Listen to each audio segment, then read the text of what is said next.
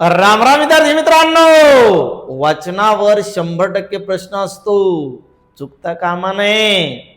काल एक प्रश्न केला होता की रोपटे शब्दाचं अनेक वचन काय, तर रोपटे त्याचं अनेक वचन होतं रोपटी।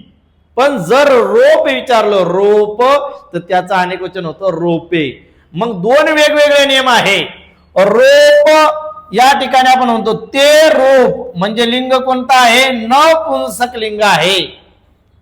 मग रोप त्याचा अंत झाला अने, मग अकारांत नपुंसक लिंगी नामाचे अनेक वचन हे एकारांत होते, रोप रोपे।